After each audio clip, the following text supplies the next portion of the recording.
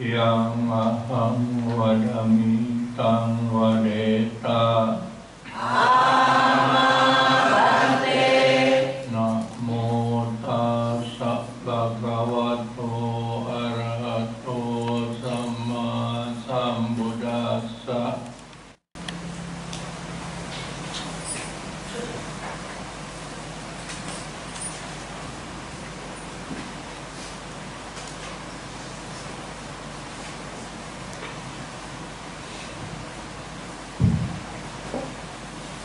Bapak, Ibu, saudara-saudara yang berbahagia,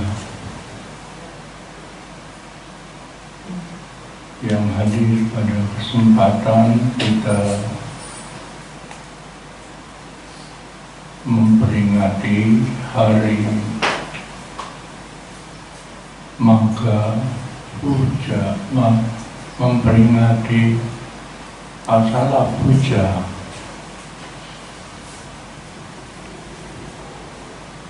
Memang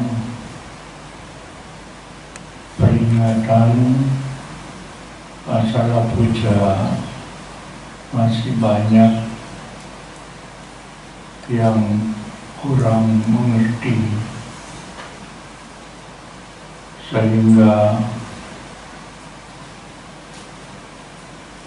peringatan ini sering dilewatkan. Padahal Purnama Sidi bulan Asalha merupakan satu peristiwa dalam kehidupan guru agung, bahkan menjadi jantungnya Buddha Dharma. Karena kalau tidak ada peringatan Asala Puja di mana Guru Agung kita, Buddha Gautama, membabarkan Dhamma untuk pertama kali kepada 5 orang pertapa yang dulu pernah menemani dirinya, yaitu Bhaddiya, Wapa, Asaji, dan Mahanama, yang dipimpin oleh Brahmana Kondanya. Tentu hari ini kita tidak akan mengenal dan tidak mengetahui adanya jalan untuk membebaskan diri kita dari penderitaan. Tetapi bagi umat Buddha yang sudah memahami betapa pentingnya peringatan ini, tentu tidak akan melewatkan begitu saja. Justru inilah saatnya kita untuk mempelajari lebih dalam makna yang luhur dari peringatan Purnama Sidi Asalha yang dikenal sebagai Dhammacakkappavattana Sutta, yaitu pertama kali Guru Agung membabarkan Dhamma kepada 5 orang pertapa yang disebut Pancawaggiya dekat kota Benares di Taman Rusa Nigadaya, yang saat ini pun tempat itu masih disakralkan. Tentu bagi para umat yang pernah datang ke sana akan melihat satu stupa yang sudah hilang atasnya yang disebut stupa Dhammacakka. Beruntung sekali bahwa kita saat ini masih bisa mengagungkan peristiwa luhur ini, bahkan dengan mengulangi beberapa bait-bait Dhamma, sehingga jasa kebajikan yang diperoleh tentu akan sangat bermanfaat sebagai paramita kita dalam hidup ini. Karena Dhamma mengatakan kalau kita datang ke wihara saja itu sudah merupakan salah satu kebajikan. Apalagi kalau kita bisa mengulangi bait-bait luhur dari peringatan di dalam wihara itu, tentu akan bertambah. Kita tadi sudah pradaksina, walaupun tidak semua umat bisa mengikuti, tetapi umat yang tidak mengikuti mengulangi, yaitu Sutta atau Manggala Sutta. Jadi 8 kemenangan yang telah diraih oleh Guru Agung kita itu juga tentu akan menambah kita punya kebajikan dalam kehidupan sekarang ini. Seperti tadi sudah kita ulangi dalam bahasa Pali tentang peristiwa luhur ini, di mana dengan pembabaran Dhamma pertama kali ini 5 orang pertapa itu kemudian mendapat pencerahan, diawali oleh Brahmana Kondanya yang setelah mendengar uraian dari Guru Agung itu mengucapkan kata-kata yang kinci samudaya dhammam sabantang niroda dhammanti, memperoleh mata Dhamma, bahwa semua fenomena yang muncul dalam kehidupan ini itu pasti ada sebab-sebabnya, yang kemudian diikuti juga oleh teman-temannya di hari-hari selanjutnya, sehingga 5 orang pertapa inilah yang menjadi siswa pertama bhikkhu yang ditabis oleh Guru Agung Buddha dengan kata-kata ehi bhikkhu. Dan dengan demikian maka peristiwa ini juga sering dikenal sebagai peristiwa munculnya tiratana di dunia ini, karena Buddha, Dhamma, dan Arya Sangha itu menjadi lengkap. Jadi betapa pentingnya peringatan khotbah pertama di Taman Rusa ini bisa kita bayangkan. Oleh karena itu maka pantaslah kalau kita tidak melewatkan peristiwa ini yang di tahun 2000 23 itu jatuh. Ada Purnama Sidi yang baru lalu, di mana Guru Agung Buddha itu membabarkan satu dhamma yang begitu indah, begitu luhur, yang disebut memutar roda dhamma. Karena dengan berputarnya roda dhamma ini, maka Buddha Dhamma itu menyebar ke pelosok di dunia ini, dikenal, termasuk kita sekarang mengenal adanya ajaran Guru Agung Buddha. Jadi Guru Agung kita itu mendapatkan satu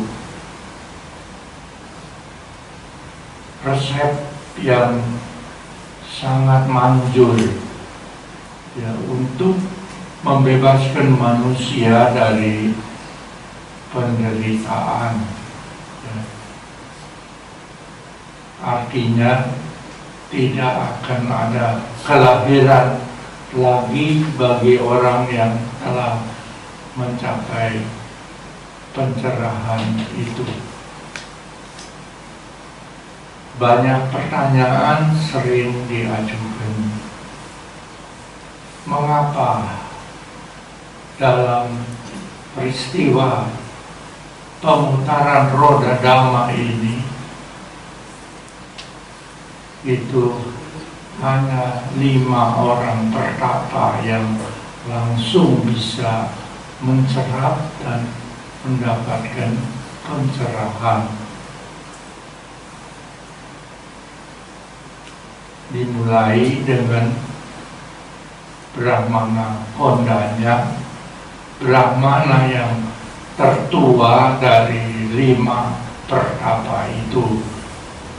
Sebenarnya 5 orang pertapa ini itu sudah melakukan latihan yang luar biasa ketatnya menjadi pertapa ya, menemani dulu Pangeran Siddhartha yang menjadi pertapa.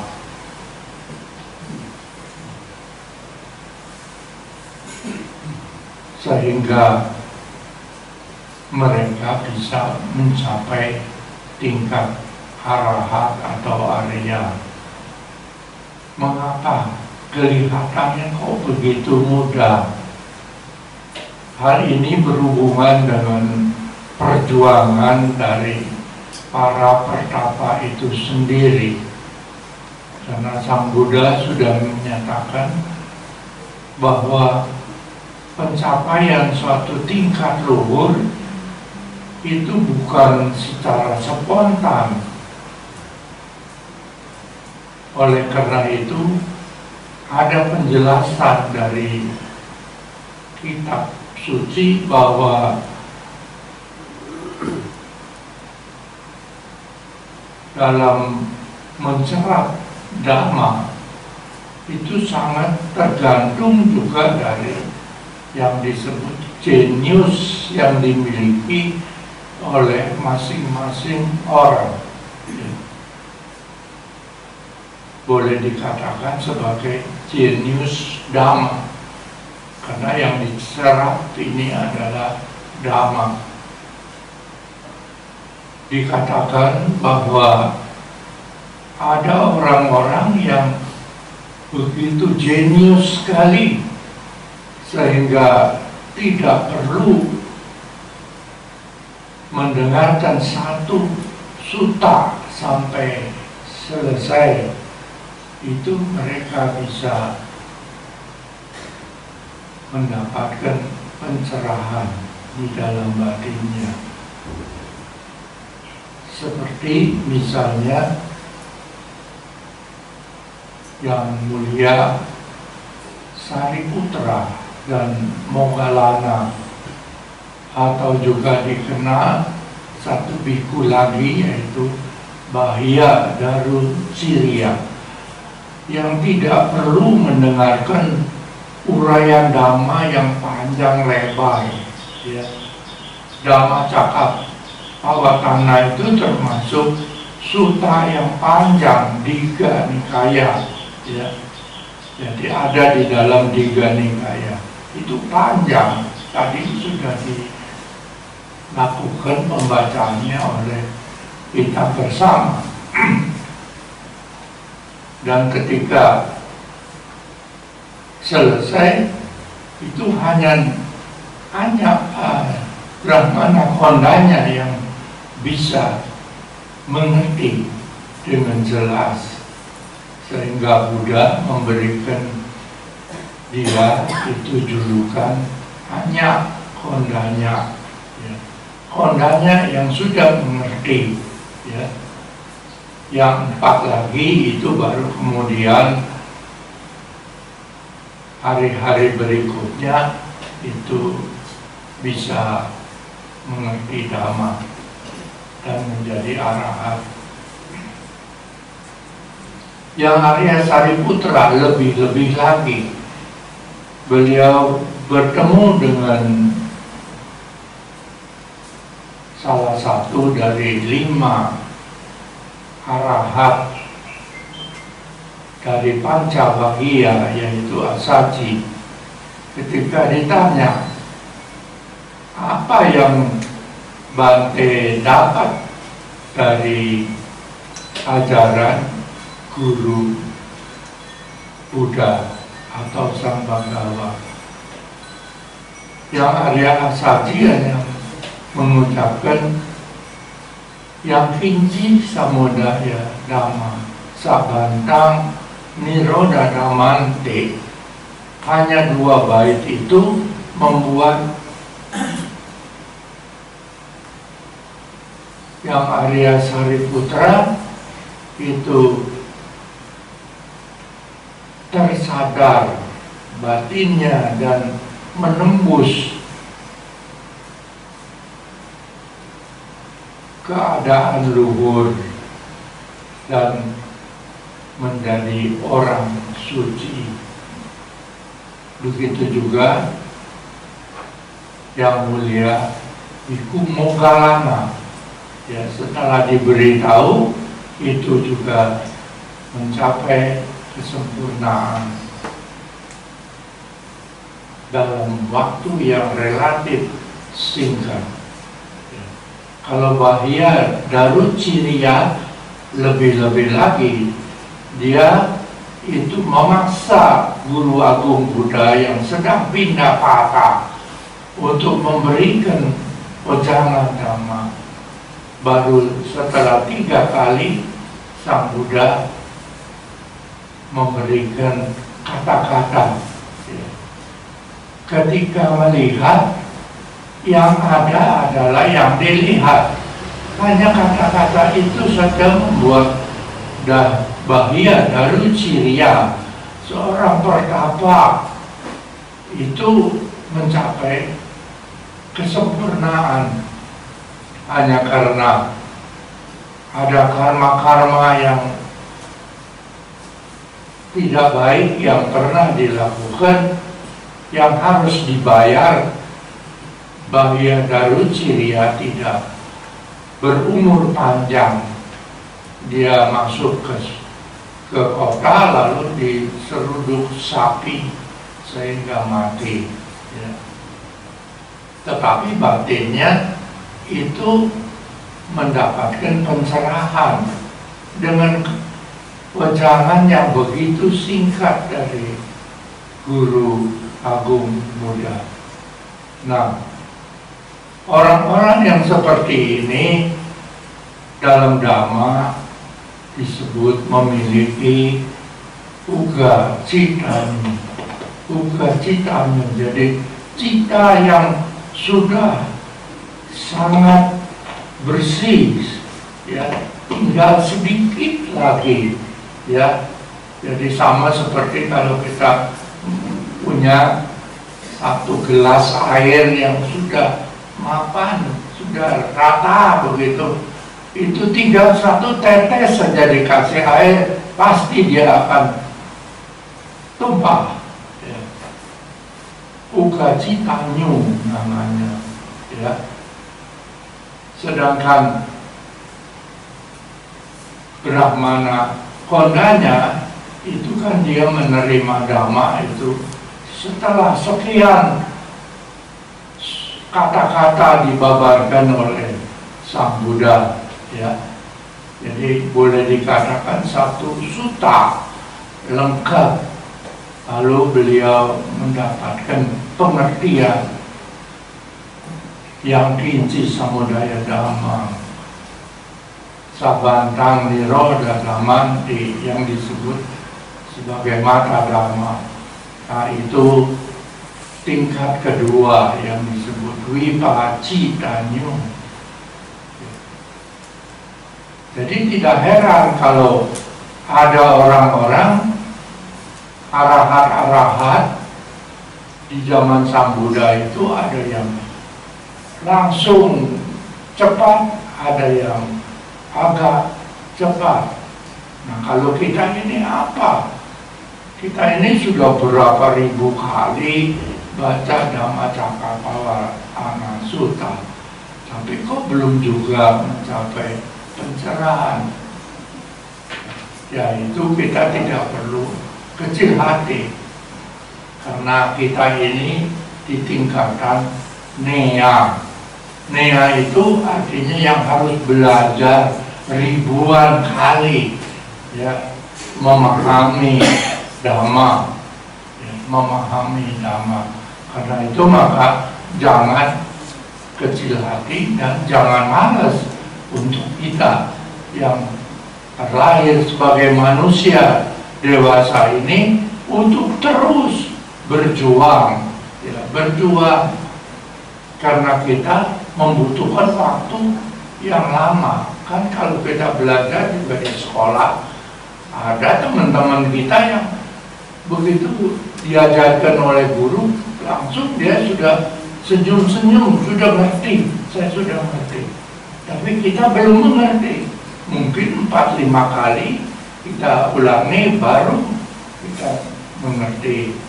Yaitu ketajaman atau yang disebut jenius dhamma, ya, jenius dhamma. Kita masih beruntung belum termasuk yang disebut pada parama. Pada parama itu artinya yang memang ya kejeniusannya itu belum muncul sama sekali. Ya, sekarang ini pun banyak kan orang-orang yang walaupun sering datang ke wihara, tapi tingkah lakunya masih begitu-begitu juga. Ya, artinya dhamma belum tercerna oleh orang itu. Ya, nah ini tentu akan menjadi tercerna kalau dia rajin belajar, ya, rajin belajar. Orang bikin kue aja satu resep itu tidak bisa langsung jadi, ya. Ibu-ibu kan pernah mengajari anak-anaknya, mungkin ini resepnya begini, satu kali gagal lagi, ya. Ya, karena apa? Karena belum bisa mencerna, ya. Beruntung bahwa guru agung kita itu sabar, dia terus mengajar selama 45 tahun itu kepada umat manusia, umat Buddha, sehingga di kemudian hari banyak umat-umat Buddha yang juga tercerahkan, ya, walaupun itu harus berulang kali. Nah, kita ini hendaknya juga jangan malas untuk datang ke wihara. Kadang-kadang kan datang ke wihara ngapain, ya, padahal mengucapkan Buddhang Saranang Gacchami saja itu sudah satu kebajikan ya, yang bisa mengikis walaupun sedikit itu kekotoran batin kita ya. Jadi jangan malas, kita harus terus berjuang ya, karena kita menyadari kita ini masih tingkat nea ya.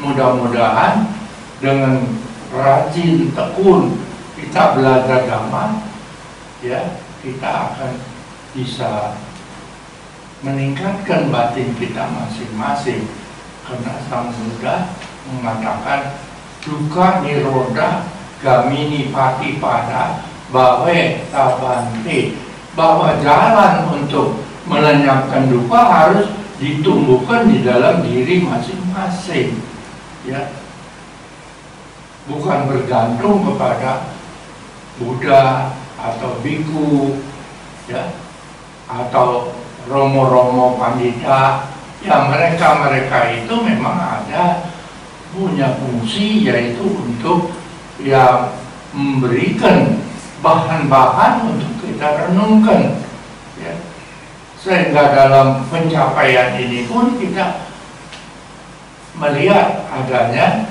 yang disebut kebijaksanaan dari mendengar, dari membaca Sutta Mayapanya. Jadi ya, sutta dibaca, sutta didengar dari para Dhamma Duta ya. Ya kalau hanya sampai di situ, itu diumpamakan seperti datang ke dokter lalu dikasih resep untuk menyembuhkan penyakit kita, tapi sampai di rumah ditaruh di lemari ya, tentu penyakitnya tidak sembuh. Orang resepnya ditaruh di lemari ya, tidak dibelikan obatnya ya. Nah, kemudian ada tingkatan selanjutnya, yaitu yang disebut cinta mayapanya, yaitu suatu karya yang dilakukan dari apa yang diperoleh itu. Yang mungkin dia membeli obat ya, tapi obatnya ini kemudian tidak dimakan sesuai dengan resep ya. Disuruh makan satu hari 3 kali satu kapsul ya, lalu supaya gampang makan saja 10 kapsul sekaligus, jadi besok-besok nggak makan lagi ya, mati ya. Harus ikuti resepnya.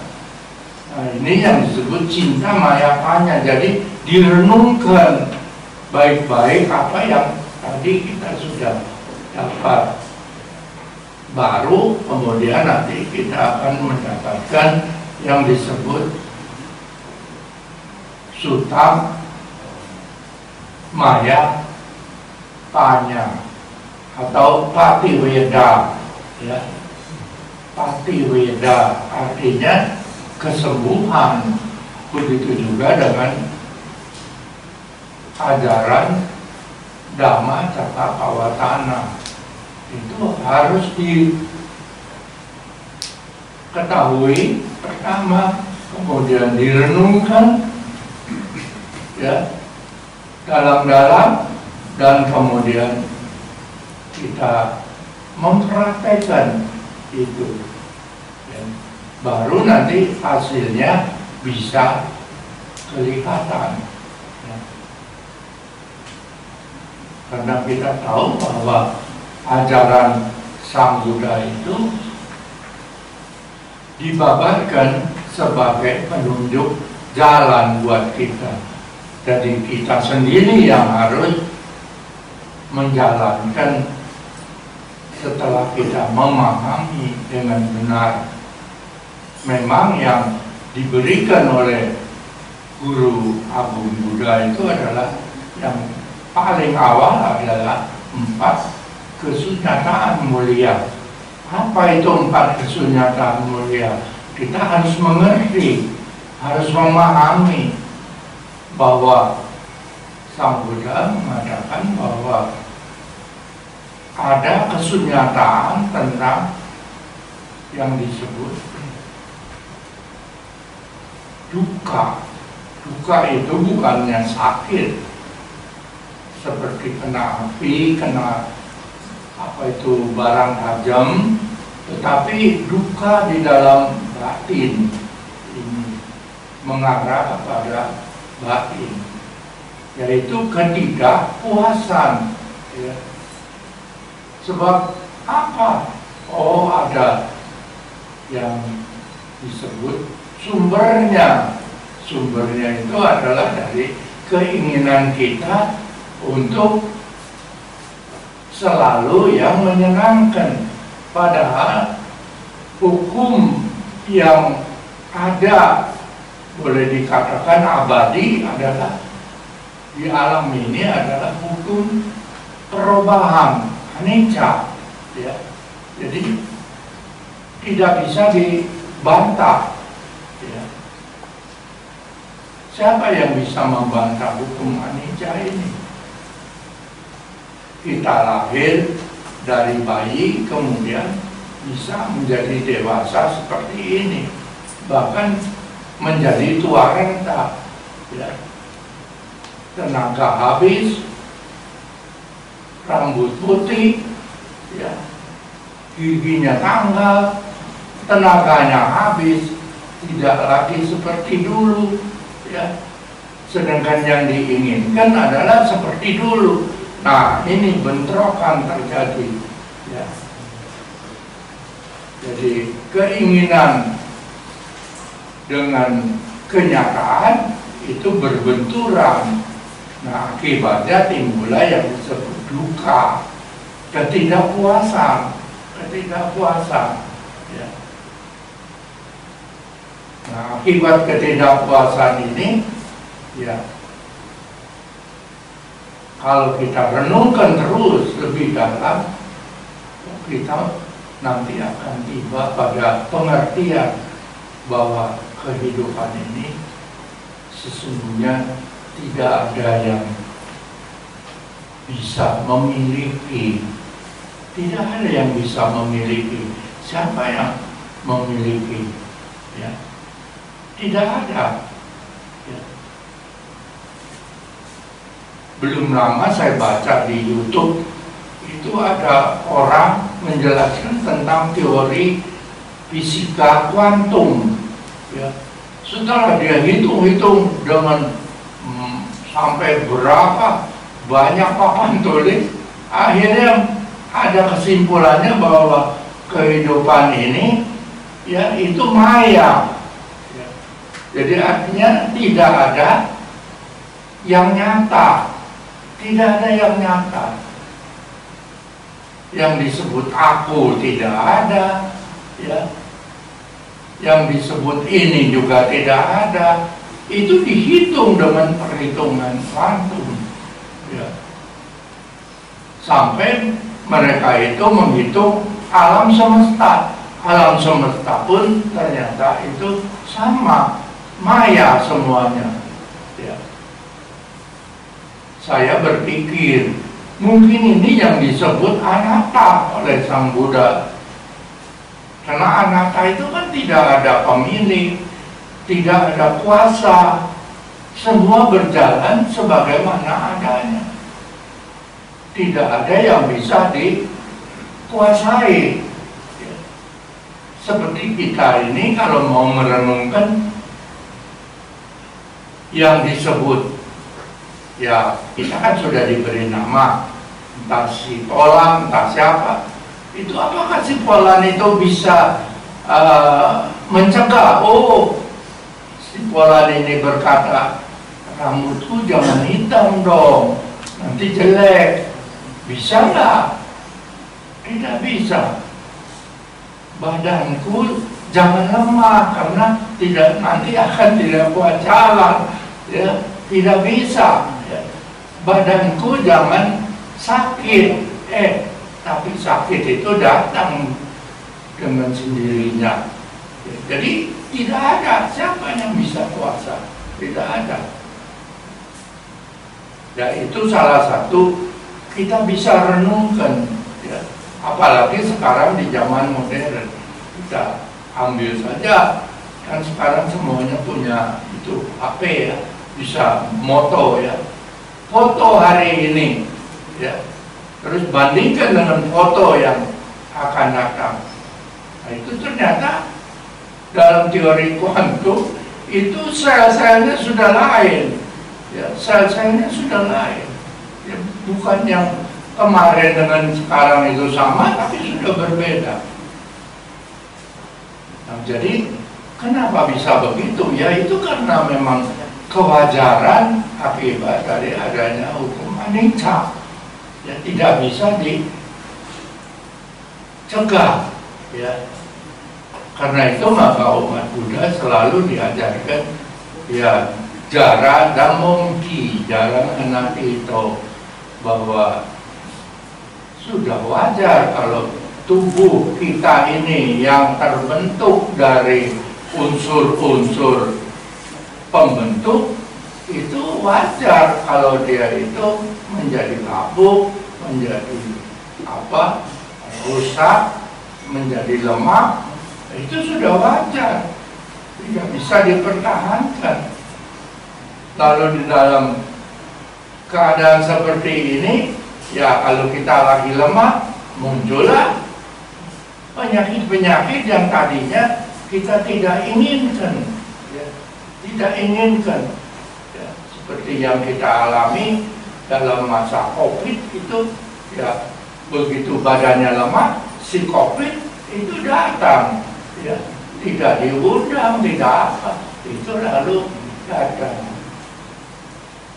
Apalagi kemudian karena sudah lemah, tidak, organ-organ di dalam badan ini sudah tidak berfungsi lagi dengan baik, ya mau tidak mau yang disebut kesadaran itu meninggalkan dia, ya meninggalkan dia, ya sehingga dikatakan acirang watayang kayo patawing adise sati judo apetawinyano niratangwa kalinggara. Jadi bila mana kesadaran meninggalkan tubuh, maka tubuh akan terbaring, ya seperti batang kayu yang tidak berguna. Kalau kita renungkan ini semua, maka semua kesombongan, semua watak ingin menang sendiri, semua kebiasaan kita yang jelek itu akan lenyap karena apa aslinya, ya tidak ada artinya lagi, ya. Tapi bukan juga kita menjurus kepada teori nihilisme, bukan. Kita tidak nihil, ya. Kesadaran meninggalkan tubuh itu satu kenyataan. Nah, kesadaran ini akan melanjutkan prosesnya, ya sesuai dengan apa yang dia lakukan, ya. Kalau dia melakukan perbuatan-perbuatan baik, ya karma-karma baik yang bertumbuh, otomatis ya dia akan terlahir di alam dewa, ya, atau yang disebut surga, ya, alam dewa. Tetapi Sang Buddha mengingatkan bahwa alam dewa pun itu tidak kekal. Karena itu maka umat Buddha jangan bercita-cita kalau bisa, oh semoga saya nanti lahir jadi dewa ini, dewa itu, ya itu tidak cukup, karena nanti alam dewa pun tidak kekal sama. Hanya yang kekal itu adalah mencapai pencerahan yang disebut itu nibbana. Nibbanang paramang sukam. Jadi kalau orang sudah mencapai nibbana paramang sukam, maka dia tidak akan terlahir lagi, ya, tidak akan mengalami kematian, kelapukan, ya, karena hukum karma sudah tidak berlaku untuk dia, ya. sudah tidak berlaku untuk dia. Ya. Nah, bagaimana itu terjadi? Yaitu alam yang melanjutkan, ya. Jadi melanjutkan memang tidak gampang, ya, tidak gampang. Ya. Tetapi Sang Buddha sudah jelas mengatakan itu ada, ya, ada.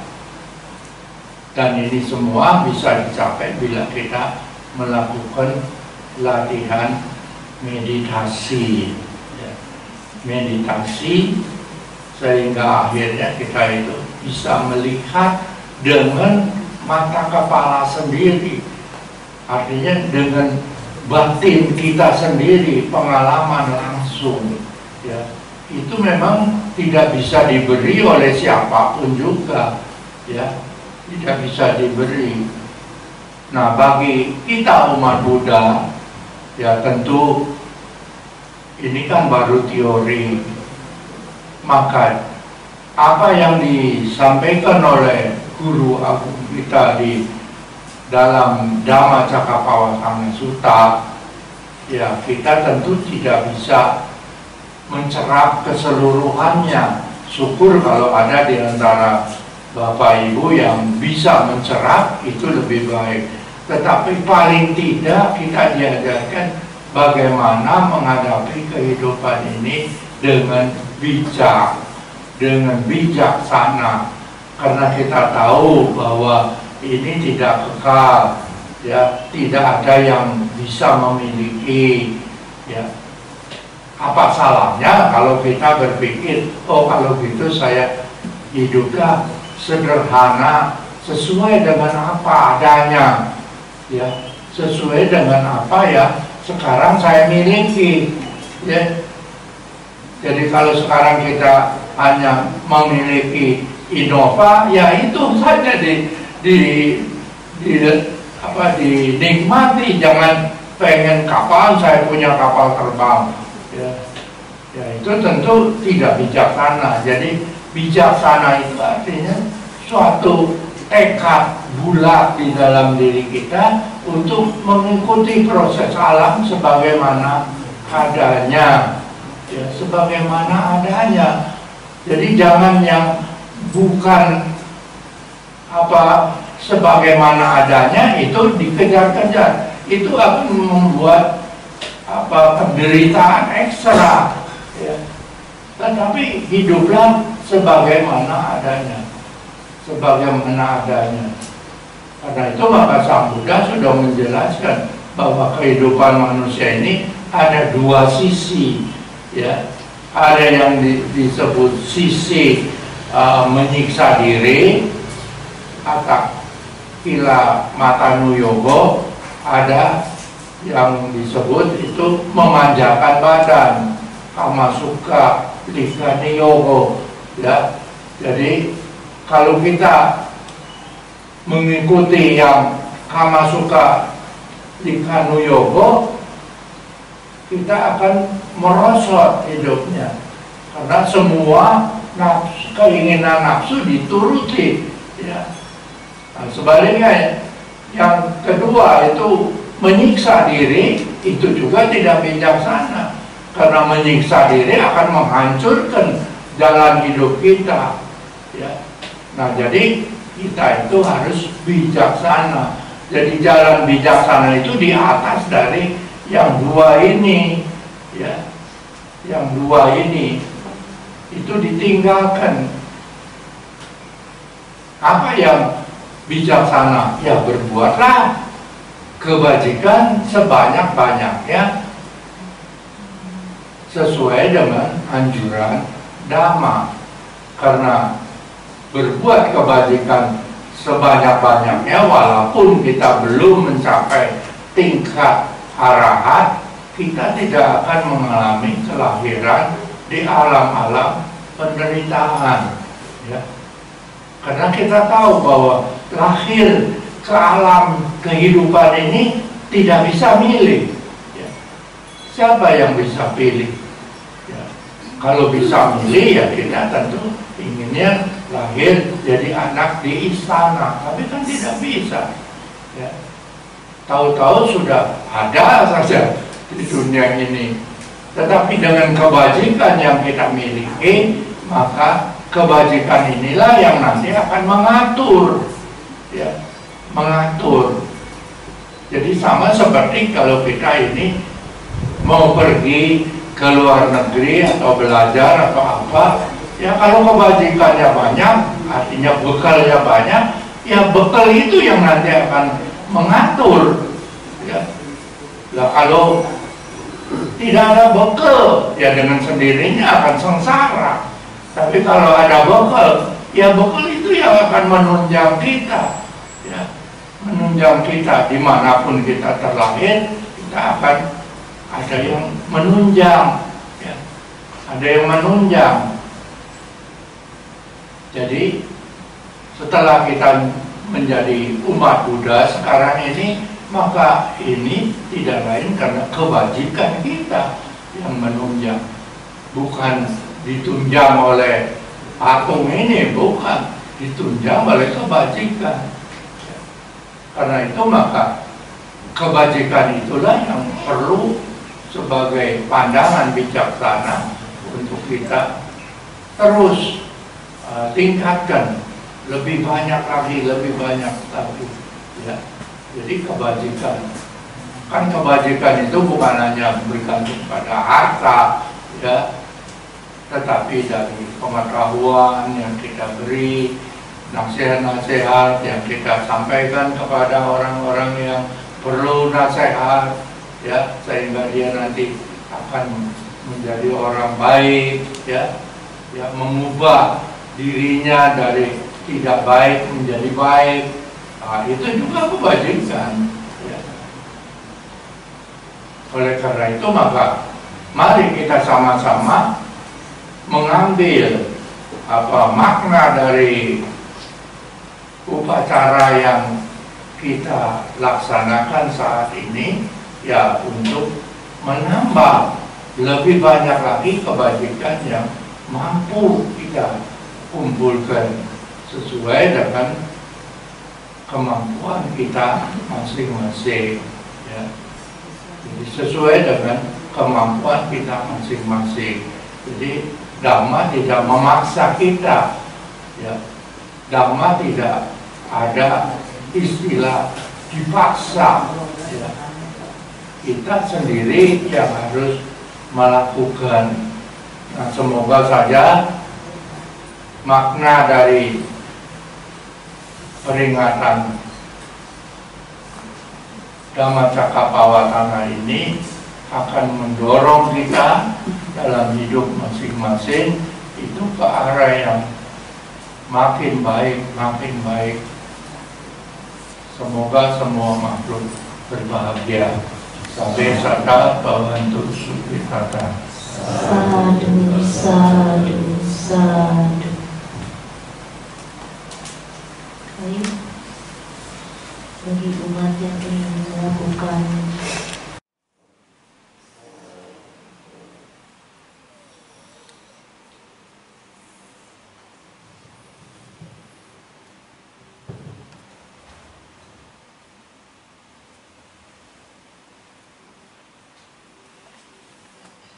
yang selanjutnya pemberkahan oleh Ibu Sangga.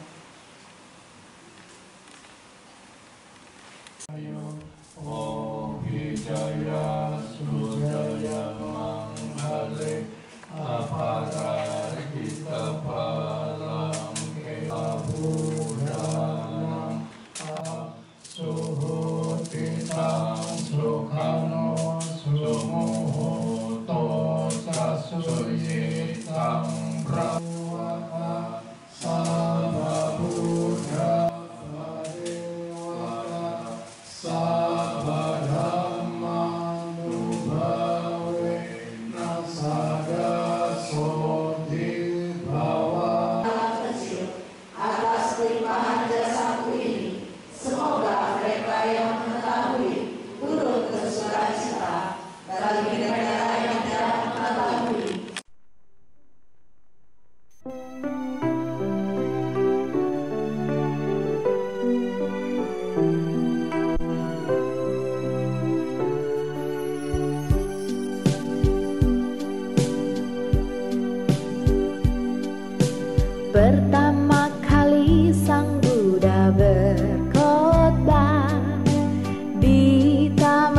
busa isi patanan, telah diputarnya roda damai bagi dunia.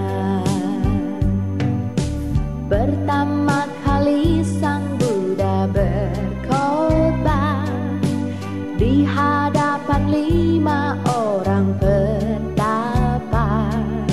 Sungguh tiada tara damai yang dibabarkannya. Dhammacakkappavattana Sutta, ajaran yang pertama Sang Buddha.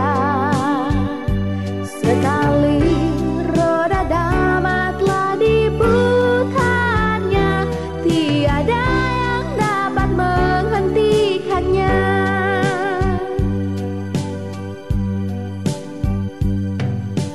Ajaran agung pertama Sang Buddha adalah 4 kesunyataan mulia. Maka jalanilah 8 jalan utama.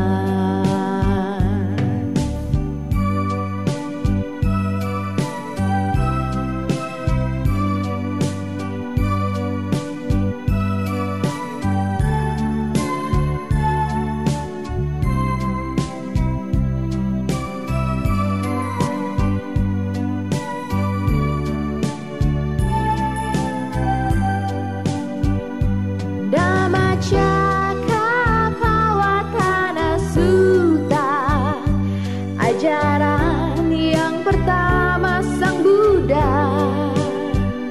Sekali roda Dhamma telah diputarnya, tiada